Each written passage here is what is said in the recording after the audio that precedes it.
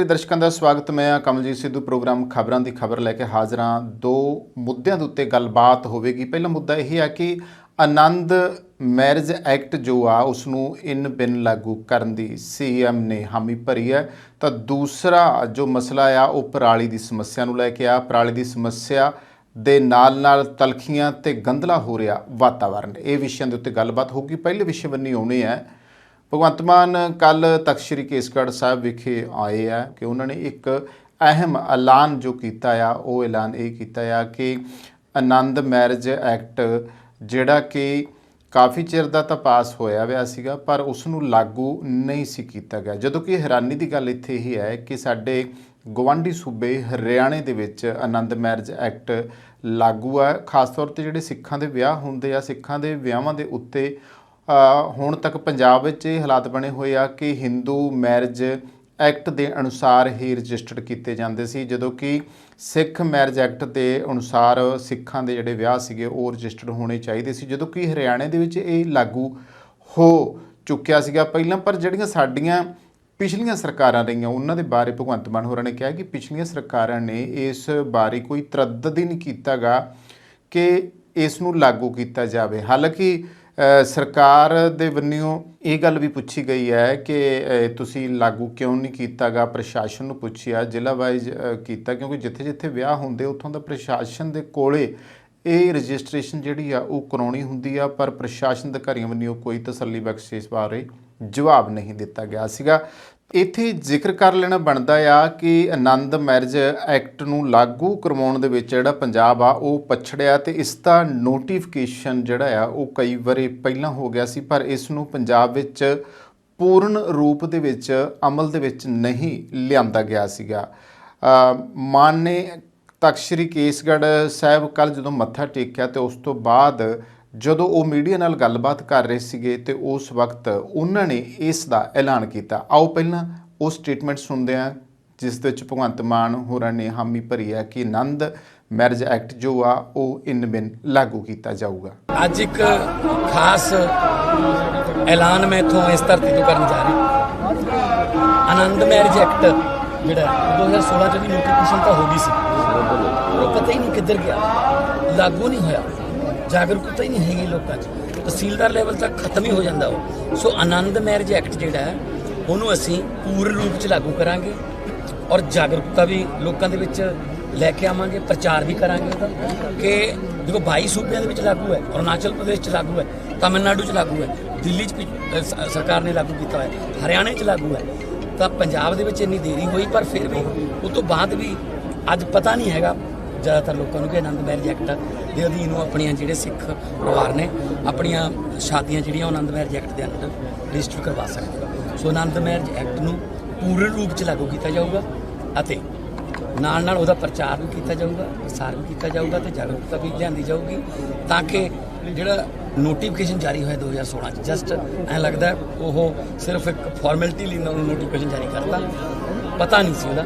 ਸੋ ਅਸੀਂ ਇਸ ਮਾਮਲੇ 'ਚ ਅੱਜ ਦੇ ਮੌਕੇ 'ਤੇ ਅਸੀਂ ਇਹ ਐਲਾਨ ਕਰਨਾ ਚਾਹੁੰਦੇ ਹਾਂ ਪੰਜਾਬ ਸਰਕਾਰ ਵੱਲੋਂ ਕਿ ਆਨੰਦ ਮੈਰਿਜ ਐਕਟ ਪੂਰਨ ਰੂਪ ਦੇ ਵਿੱਚ ਲਾਗੂ। ਤਾਂ ਤੁਸੀਂ ਸੁਣਿਆ ਕਿ ਮੁੱਖ ਮੰਤਰੀ ਭਗਵੰਤ ਮਾਨ ਹੋਰਾਂ ਨੇ ਕਿਹਾ ਆ ਕਿ ਕਈ ਸੂਬੇ ਆਨੰਦ ਮੈਰਿਜ ਐਕਟ ਨੂੰ ਪਹਿਲਾਂ ਜਿਹੜੇ ਆ ਲਾਗੂ ਕਰ ਚੁੱਕੇ ਆ, ਪਰ ਪੰਜਾਬ ਇਸ ਮਾਮਲੇ ਵਿੱਚ ਪਛੜ ਗਿਆ। ਹੁਣ ਇਸ ਐਕਟ ਨੂੰ ਸਹੀ ਮਾਅਨਿਆਂ ਦੇ ਵਿੱਚ ਲਾਗੂ ਕੀਤਾ ਜਾਊਗਾ।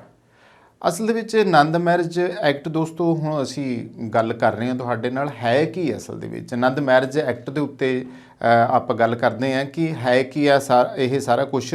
ਤਾਂ ਸਿੱਖ ਭਾਈਚਾਰੇ ਦੇ ਵਿੱਚ, ਸਿੱਖ ਕੌਮ ਦੇ ਵਿੱਚ ਵਿਆਹ ਤੋਂ ਪਹਿਲਾਂ ਹਿੰਦੂ ਮੈਰਿਜ ਐਕਟ ਤਹਿਤ ਰਜਿਸਟਰਡ ਇਹਨੂੰ ਕਰਵਾਇਆ ਜਾਂਦਾ ਸੀਗਾ, ਹੁਣ ਤੱਕ ਇਹੀ ਚੱਲਦਾ ਆਇਆ ਸੀਗਾ। ਪਰ ਹੁਣ ਆਨੰਦ ਮੈਰਿਜ ਐਕਟ ਪਾਸ ਹੋਣ ਮਗਰੋਂ ਸਿੱਖ ਭਾਈਚਾਰੇ ਦੇ ਵਿਆਹ ਵਿੱਚ ਇਸ ਨਵੇਂ ਐਕਟ ਦੇ ਅਧੀਨ ਜਿਹੜੇ ਵਿਆਹ ਆ ਉਹ ਹੁਣ ਰਜਿਸਟਰਡ ਹੋਇਆ ਕਰਨਗੇ, ਤੇ ਇਸ ਕਰਕੇ ਇਸ ਮਾਮਲੇ ਵਿੱਚ ਜਿਹੜੀ ਖੁੱਲ੍ਹ ਹੈ ਉਹ ਮਿਲ ਗਈ ਹੈ। ਜਿਸ ਵਿਅਕਤੀ ਦਾ ਵਿਆਹ ਆਨੰਦ ਕਾਰਜ ਦੀ ਰਸਮ ਨਾਲ ਹੁੰਦਾ ਹੈ ਉਸ ਦਾ ਵਿਆਹ ਆਨੰਦ ਮੈਰਿਜ ਐਕਟ ਤਹਿਤ ਰਜਿਸਟਰਡ ਹੋਣ ਦਾ ਪ੍ਰਬੰਧ ਹੈ।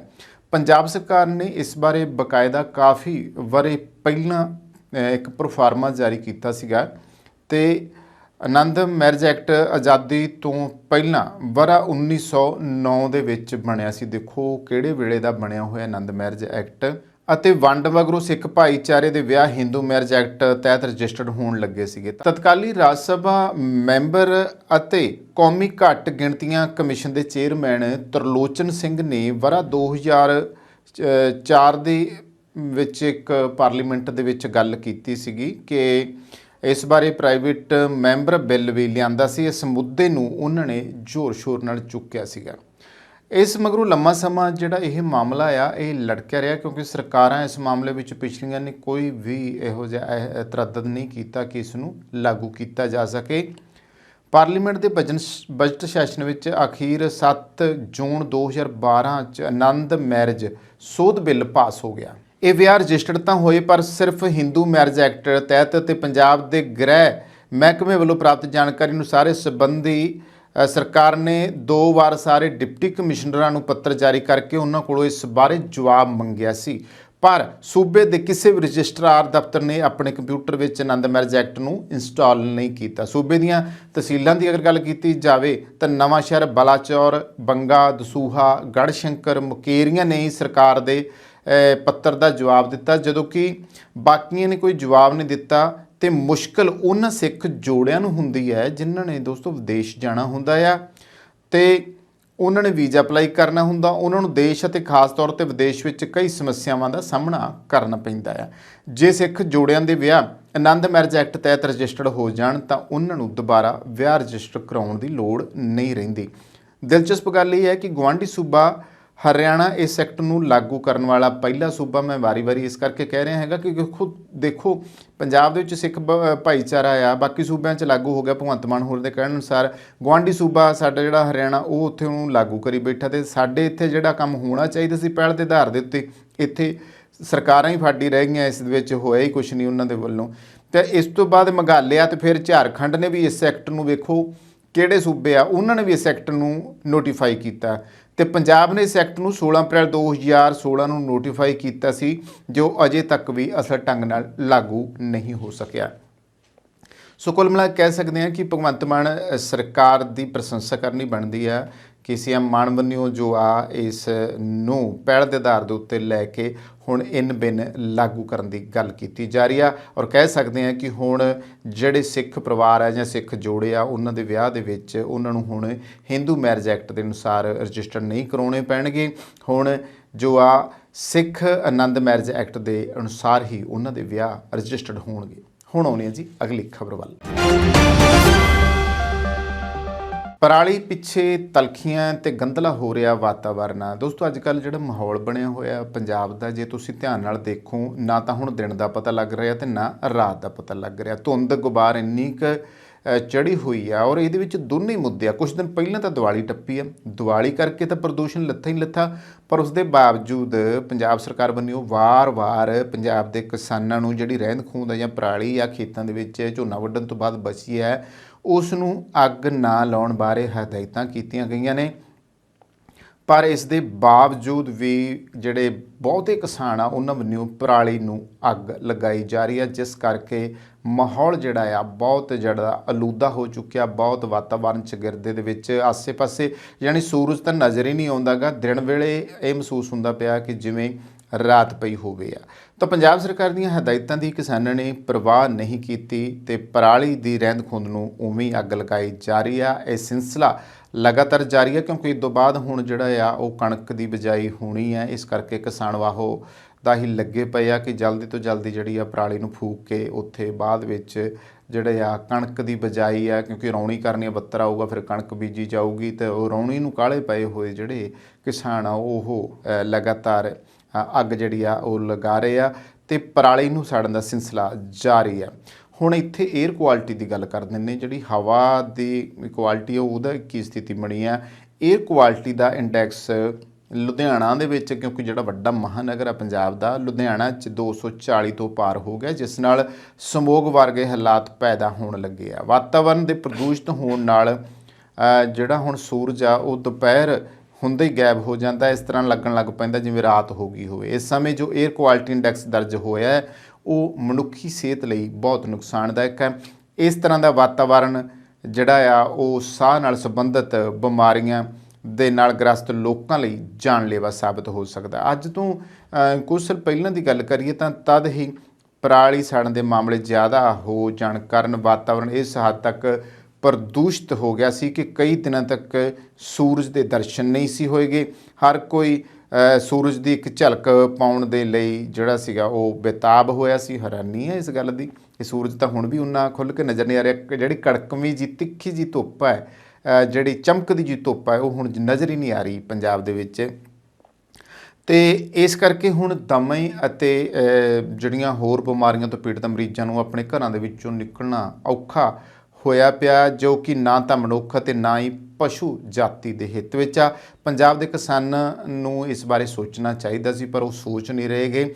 ਫਿਲਹਾਲ ਤਾਂ ਕਿਸਾਨ ਸਾਰਾ ਭਾਂਡਾ ਜਿਹੜਾ ਆ ਉਹ ਸਰਕਾਰਾਂ 'ਤੇ ਭੰਨਦੇ ਆ ਕਿ ਸਰਕਾਰਾਂ ਨੇ ਸਾਡੀ ਬਾਂਹ ਨਹੀਂ ਫੜੀ, ਸਰਕਾਰਾਂ ਨੇ ਉਹ ਨਹੀਂ ਕੀਤਾ, ਜਦੋਂ ਕਿ ਆਮ ਤੌਰ 'ਤੇ ਬਹੁਤੇ ਕਿਸਾਨਾਂ ਦਾ ਇਹ ਵੀ ਕਹਿਣਾ ਹੈ ਕਿ ਸਰਕਾਰ ਸਿਰਫ ਗੱਲਾਂ ਹੀ ਕਰਦੀ ਹੈ। ਸਰਕਾਰ ਨੇ ਜ਼ਮੀਨੀ ਹਕੀਕਤ ਦੱਸੀ ਜਾਵੇ ਤਾਂ ਜੋ ਪ੍ਰਬੰਧਾਂ ਦੀ ਗੱਲ ਕੀਤੀ ਜਾ ਰਹੀ ਸੀ ਉਸ ਤਰ੍ਹਾਂ ਦੇ ਪ੍ਰਬੰਧ ਜਿਹੜੇ ਆ ਉਹ ਪੂਰੇ ਹੀ ਨਹੀਂ ਹੋਏਗੇ। ਤਾਂ ਆਮ ਸ਼ਹਿਰਾਂ ਦੇ ਵਿੱਚ ਹਾਲਾਤ ਇਹ ਹੈ ਕਿ ਦਿਨ ਵੇਲੇ ਦੇ ਜੋ ਹਾਲਾਤ ਬਣੇ ਪਏ ਆ, ਤੁਸੀਂ ਵੀ ਆਪਦੇ ਆਲੇ ਦੁਆਲੇ ਨਿਗਾਹ ਮਾਰੋ ਤਾਂ ਤੁਹਾਨੂੰ ਐਂ ਲੱਗੂਗਾ, ਪਤਾ ਹੀ ਨਹੀਂ ਲੱਗ ਰਿਹਾ ਗਾ ਕਿ ਸੂਰਜ ਕਿੱਥੇ ਨਿਕਲਿਆ ਅਤੇ ਕਿੱਥੇ ਇਹੋ ਜਿਹੀ ਜਿਹੜੀ ਸਥਿਤੀ ਆ ਉਹ ਬਣੀ ਹੋਈ ਆ। ਕਰੀਬ ਸ਼ਾਮ ਦੇ 5 ਜਦੋਂ ਵੱਜਦੇ ਆ ਕਿਸੇ ਵੀ ਸ਼ਹਿਰ ਦੇ ਵਿੱਚ, ਅਤੇ ਪਰਾਲੀ ਦੇ ਨਾਲ ਸ਼ਹਿਰਾਂ ਦੇ ਅੰਦਰ ਜਿਹੜਾ ਆ ਉਹ ਇੰਨਾ ਕੁ ਹਨੇਰਾ ਹੋ ਜਾਂਦਾ ਕਿ ਲੋਕਾਂ ਨੂੰ ਧੂਏ ਦੇ ਨਾਲ ਭਾਰੀ ਮੁਸ਼ਕਿਲਾਂ ਜਿਹੜੀਆਂ ਨੇ ਉਹ ਆਉਣੀਆਂ ਸ਼ੁਰੂ ਹੋ ਜਾਂਦੀਆਂ। ਅਤੇ ਇਸ ਸਮੋਕ ਦੇ ਨਾਲ ਇਸ ਜਿਹੜਾ ਮੌਸਮ ਦੇ ਵਿੱਚ ਆਲੂਦਗੀ ਫੈਲੀ ਹੈ, ਇਹਦੀ ਵਜ੍ਹਾ ਕਰਕੇ ਨਾ ਜਿਹੜਾ ਲੋਕਾਂ ਨੂੰ ਜਿਹੜੀ ਆਉਣੀ ਜਾਣੀ ਹੈ, ਲੋਕਾਂ ਦਾ ਜਿਹੜਾ ਲੰਘਣਾ ਹੈ ਦੋਸਤੋ, ਉਹ ਬੜਾ ਹੀ ਮੁਸ਼ਕਿਲ ਹੋਇਆ ਪਿਆ ਆ।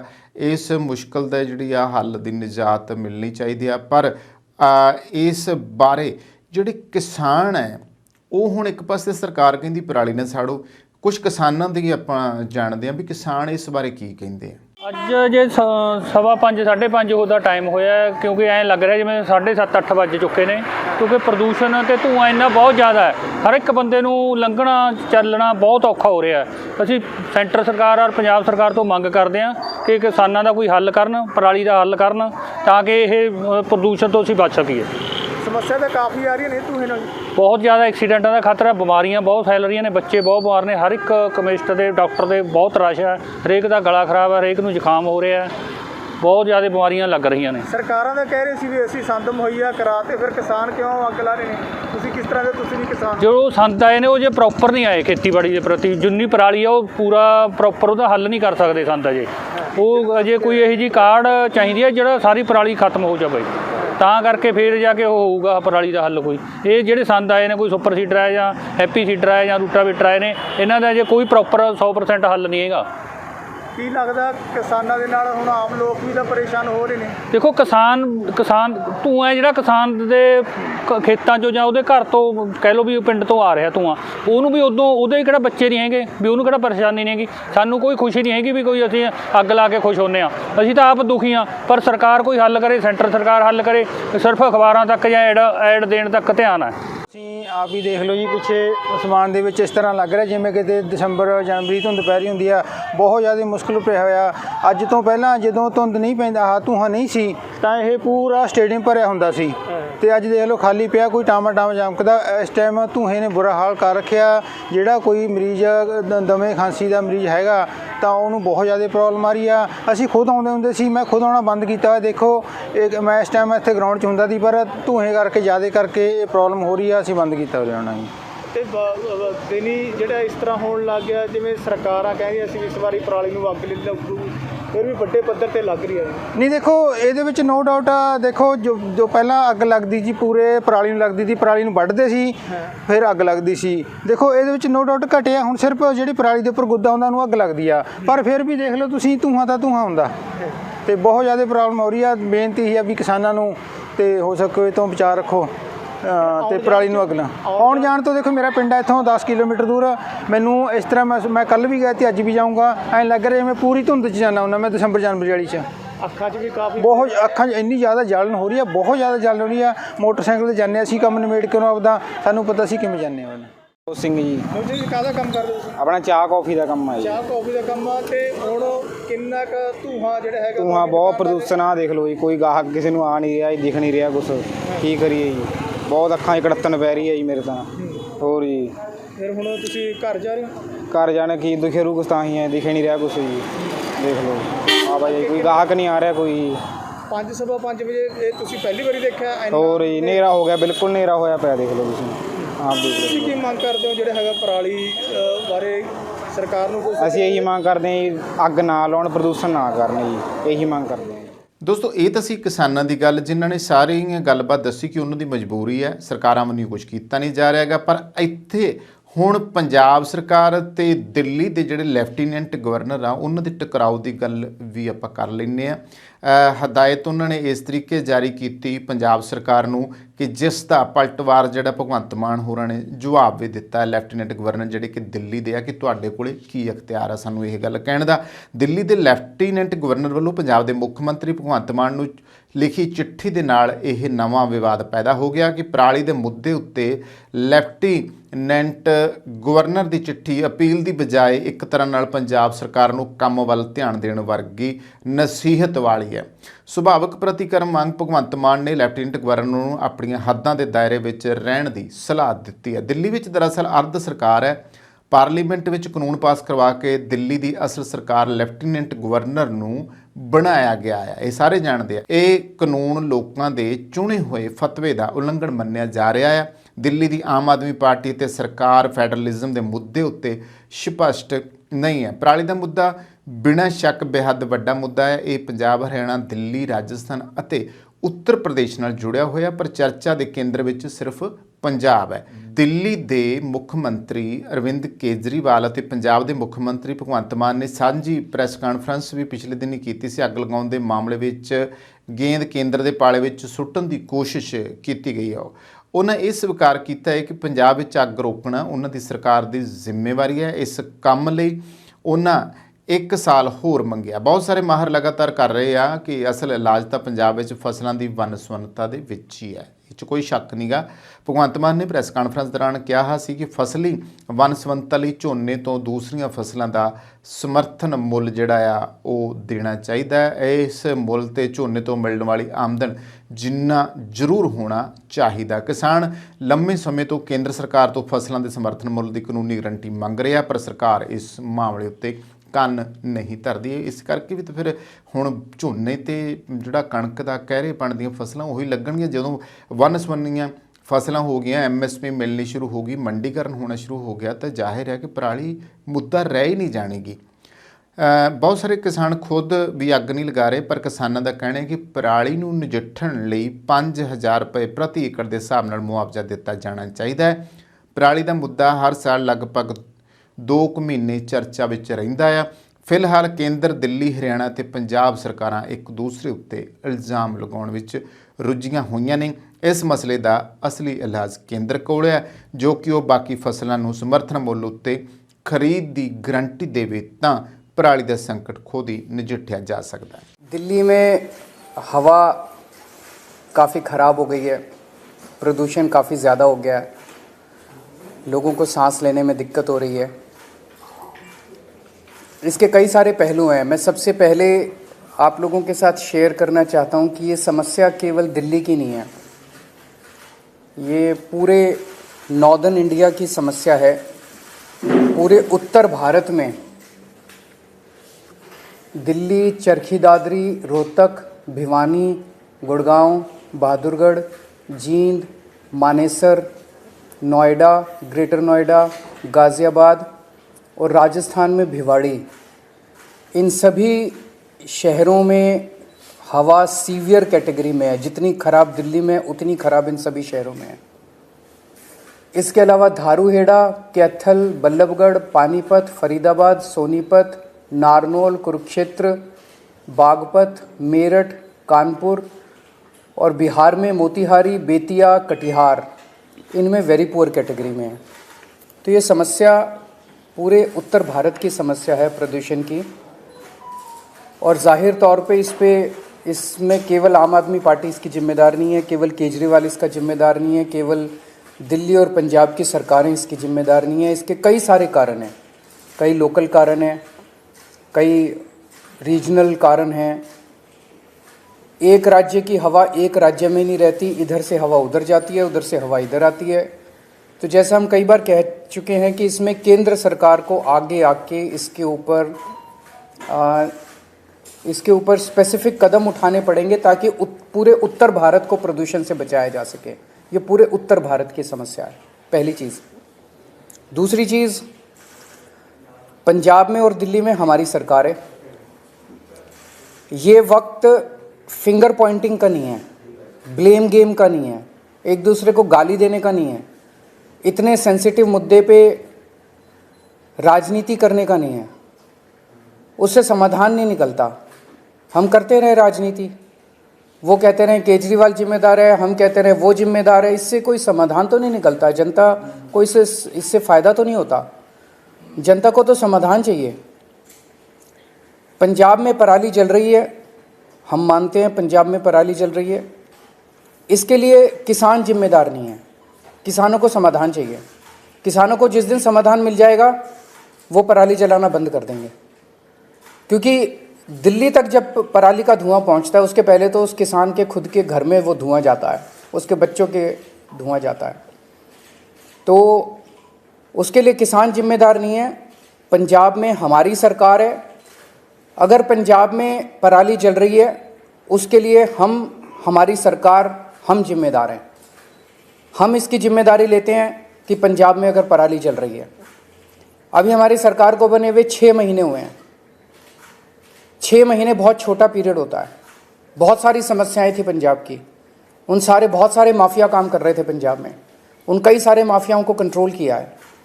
इसके ऊपर भी मान साहब की सरकार ने कई कदम उठाए हैं, वो अभी आपके साथ शेयर करेंगे। पराली के ऊपर पहला साल था, कुछ महीने का चंद टाइम मिला, कुछ कदमों में कुछ सफलता मिली, काफ़ी सफलता नहीं मिली। और मुझे उम्मीद है कि अगली साल तक, जब अब लगे हुए हैं इस पे, अगली साल तक पराली के जलने का इंसिडेंस काफ़ी कम होगा।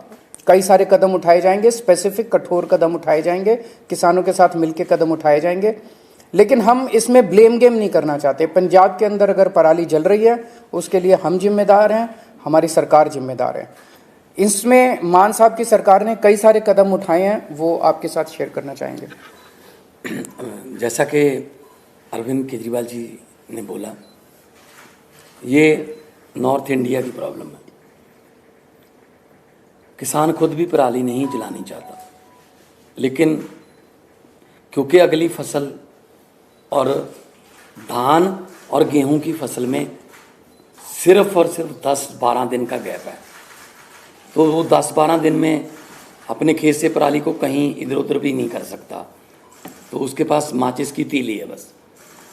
हमने 1,20,000 के आसपास जो मशीनें दी, जो पराली को बीच में ही, ज़मीन के बीच में ही खपत कर देती हैं। PAU ने एक ऐप बनाई, जैसे आप ऊबर ओला की कैब ऐप देखते हो कि आप उस पर अगर टच करते हो तो आपको आपके रीजन में 2-3 किलोमीटर की रेंज में जितने भी मशीनें अवेलेबल हैं, ट्रैक्टर अवेलेबल हैं, आप वहाँ जाके कॉन्टैक्ट नंबर सहित उसमें आ जाता है। हमने गुरुद्वारा साहब जो गांव में हैं वहाँ पे बार बार हमने वहाँ गुरुद्वारा साहब में अनाउंसमेंट्स करवाई कि पवन गुरु पानी पिता माता तरत महत। गुरु नानक साहब ने पवन को गुरु का दर्जा, पानी को पिता का दर्जा और धरती को माता का दर्जा दिया। ये तीनों दर्जे हमने कायम रखने हैं। इसके अलावा भी हमने बहुत सी पंचायतों को इनकरेज किया। मेरे पास आंकड़े हैं कि 124 गांव, 120 गांव, 93 गांव, उन्होंने इकट्ठे होके अपनी अपनी पंचायत बुला के ये मता पास किया ग्राम पंचायत, ग्राम सभा में, कि हम लोग पराली नहीं जलाएंगे। तो पराली नहीं जलाना चाहता किसान, हाँ अगर जल रही है, धुआं उठ रहा है, तो हम उसकी जिम्मेदारी लेते हैं। हम कोई जिम्मेदारी से नहीं भाग रहे, जिम्मेदारी हम ले रहे हैं। लेकिन इसको मिल बैठ के हल करना पड़ेगा। जैसा कि अरविंद जी ने बोला कि हमारे पास इतना कम समय था, इतने कम समय में दोनों फसलें आ गई। 16 मार्च को सेरेमनी थी, बस 15 दिन बाद गेहूं आ गया, बिल्कुल गेहूं के बाद धान आ गया। धान की प्रोक्योरमेंट में कोई कमी नहीं है, लिफ्टिंग में कोई कमी नहीं है, किसान को पैसे मिलने में कोई कमी नहीं है, बल्कि घंटों में ट्रांसफ़र हो रहे हैं पैसे। लेकिन अगर हम ये शान से कहते हैं कि इस साल पंजाब में, हरियाणा में या देश में इतने लाख मीट्रिक टन धान पैदा होगा, रिकॉर्ड टूट जाएंगे, तो हम उस बात को तो शान से कहते हैं। लेकिन हम उस समय ये भी हमें याद रखना चाहिए सरकारों को कि अगर धान के रिकॉर्ड टूट रहे हैं तो पराली के रिकॉर्ड भी टूटेंगे, उतनी पराली भी तो आएगी। तो हमने अभी क्योंकि समय कम था, फिर भी हमने बायो एनर्जी का इंडिया का पहला प्लांट, बर्बियो कंपनी है जर्मनी की, उलहरा काका के पास माननीय केंद्रीय मंत्री हरदीप पुरी जी वहाँ पे आए थे, उद्घाटन किया। वो एक प्लांट जो है 47,000 एकड़ की पराली उठा लेगा, पैसे भी देगा, उठा भी लेगा। एक प्लांट सिर्फ 47,000 एकड़, सिर्फ, क्योंकि पंजाब में 75 लाख एकड़ में धान की बुआई होती है। तो एक से तो काम नहीं चलेगा, ऐसी हमें पीसीओ कंपनियां चाहिए, पराली से बिजली बनाने वाली कंपनियां, पराली से सीएनजी बनाने वाली कंपनियां, बहुत कुछ लेटेस्ट आ गया। हम आपसे ये वादा करते हैं, अगले साल नवंबर में इसी हॉल में शायद हम किसी और एंगल से बैठेंगे कि हम उस समय तक इसका हल कर चुके होंगे। चाहे तो हमें, पंजाब में इतनी फर्टाइल धरती है, कुछ भी बीज सकते हैं, बस एमएसपी मिल जाए।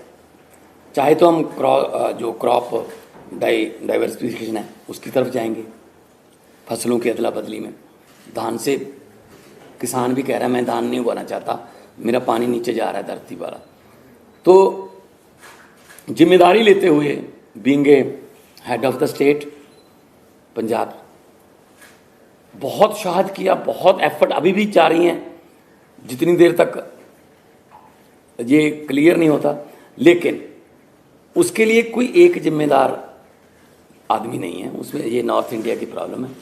और अगले साल तक हमने अभी से लग गए हैं कि अगले साल बहुत सा एरिया, बहुत, अभी मैंने 75 लाख एकड़ बोला है, 35 लाख एकड़ में पराली नहीं जलती, सिर्फ 40 लाख एकड़ में जलती है।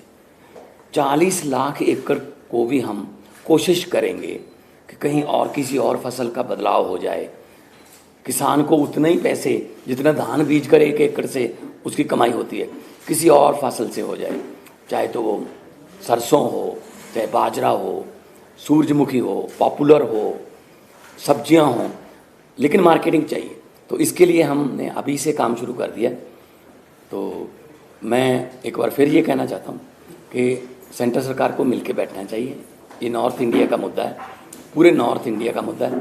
जैसे कि सीएम साहब ने अभी शहरों के नाम गिनाए हैं, कुछ शहरों के नाम ऐसे हैं जो नए भी आए होंगे AQI में, तो एयर क्वालिटी इंडेक्स में। सो मैं बतौर मुख्यमंत्री पंजाब आपको आश्वासन भी देता हूँ और जिम्मेदारी भी लेता हूँ कि जो पराली जल रही है उसका कोई ना कोई, हमने एफर्ट्स बहुत किए, कमी भी रह गई होगी,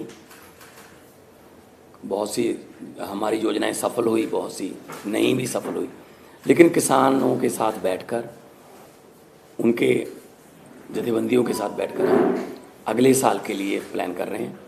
और इस साल और कम हो, अभी हमने वो छोड़ा नहीं है कि हम छोड़ रहे हैं कि ऐसे जला दो या को। पर्चे दर्ज की बात है, पर्चे दर्ज करने से किसी भी चीज़ का इंडेक्स नहीं पता चलता आपको।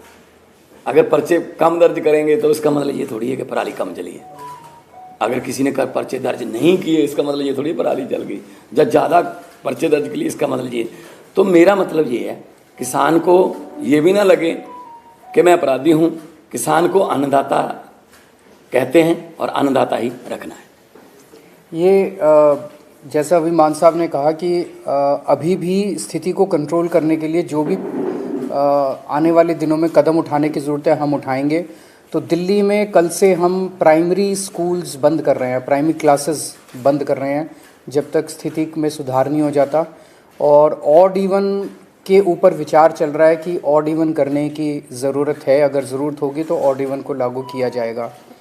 आज सुबह मैं देख रहा था आदेश गुप्ता जी कह रहे थे कि वो एक दादा के नाते बोल रहे हैं और उनका जो पोता है उसे दिक्कत हो रही है।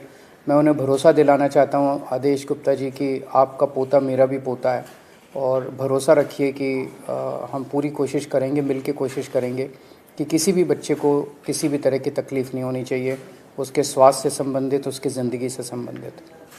अगर कोई क्वेश्चंस हैं एक दो तो। जो आप मान साहब ने कहा जो पराली को लेकर इस पे सवाल उठ रहे थे कि जो केंद्र सरकार से आप लोग को कह रहे थे जो प्रस्ताव भेजा था वो नहीं माना गया, उस समय उसके बावजूद कोई और कदम जो आप लोग उठा सकते थे? नहीं, देखो 2 प्रस्ताव हमने भेजे थे। एक तो था कि 1500 आप दे दो, 500 दिल्ली गवर्नमेंट से ले लेंगे, 500 हम दे देंगे, 2500 रुपये पर एकड़ अगर उसको मिल जाएगा, वो दिहाड़ी वगैरह पे उसका खर्च होगा 1000 के आसपास, वो पराली को एक जगह पे रख लेगा निकाल के, अपनी फसल वो गेहूं की बीज देगा। लेकिन वो प्रस्ताव माना नहीं है। फिर हमने कहा कि बहुत सी कंपनियां ऐसी हैं जो पराली से बिजली बनाना चाहती हैं, बायोगैस बनाना चाहती हैं, उनके लिए फेडरल गवर्नमेंट से, सेंट्रल गवर्नमेंट से हमें परमिशन चाहिए थी, वो भी इतनी जल्दी में हो नहीं पाई। अभी भी हम कोशिश कर रहे हैं दोबारा कि चलो ये सीज़न हो गया तो अगला सीज़न तक तो कम से कम कर लें। तो हमारी तरफ से 1,20,000 हैप्पी सीडर्स बोलते हैं उसको, वो मशीनें चल रही हैं। मशीनों की अवेलेबिलिटी की कोई प्रॉब्लम नहीं है। हम गुरुद्वारा साहब में भी अनाउंसमेंट करवाते हैं कि जिसको मशीन चाहिए इस गांव में मशीन, भाई 4 मशीन, 2 ट्रैक्टर हैं, अगर आपके पास अकेला ट्रैक्टर है, मशीन नहीं है तो आप मशीन वहाँ से ले आएँ। अगर आपके पास ट्रैक्टर भी नहीं है तो ट्रैक्टर समेत भी मशीन मिलती है। तो हम एफर्ट्स में कोई कमी नहीं छोड़ रहे। 2 चीज़ों की ज़रूरत है। केंद्र सरकार अब पीछे नहीं रह सकती, केंद्र सरकार को इसका नेतृत्व करना पड़ेगा। केंद्र सरकार को बिहार तक प्रॉब्लम है, राजस्थान तक प्रॉब्लम है। राजस्थान के भिवाड़ी ज़िले में आज सीवियर कैटेगरी का पॉल्यूशन है। बिहार के मोतिहारी, बेतिया, कटिहार में वेरी पुअर कैटेगरी का पोल्यूशन है। ये तो पंजाब की वजह से नहीं हो रहा ना। तो ये समस्या तो पूरे नॉर्दर्न इंडिया की समस्या है, जिसके लिए केंद्र सरकार को सामने आके प्रदूषणों के कारणों के ऊपर काम करना पड़ेगा। और जहाँ प्रदूषण है वहाँ पे जो स्टेप्स दिल्ली सरकार उठा रही है, ये स्टेप्स पूरे देश में उठाने की ज़रूरत है। ज़रूर जॉइंट मीटिंग होनी चाहिए, एक्सपर्ट से गाइडेंस होनी चाहिए, हम लोगों को भी गाइडेंस मिले एक्सपर्ट से, उन सब चीज़ों की ज़रूरत है। पर एक ही चीज़ है कि मतलब मैं देख रहा हूँ रोज़ अखबारों के अंदर केजरीवाल ने ये नहीं किया, केजरीवाल ने ये नहीं किया, केजरीवाल ने ये नहीं। अगर केजरीवाल को गालियाँ देने से अगर देश का प्रदूषण खत्म होता हो तो दे लो। प्रदूषण तो खत्म नहीं हो रहा ना केजरीवाल को गाली देने से, समाधान तो निकालना ही पड़ेगा ना, राजनीति से नहीं होगा, मिल बैठ के कंस्ट्रक्टिव अप्रोच करनी पड़ेगी।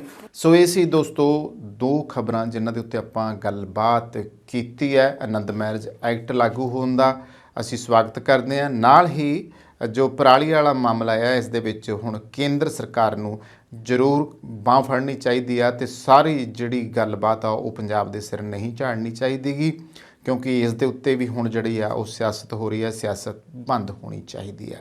इस दे नाल ही करदे हां समाप्त। देखते रहो द हॉट न्यूज़। धन्नवाद। रिपीट इस दे नाल ही करदे हां अज दा प्रोग्राम समाप्त। धन्नवाद।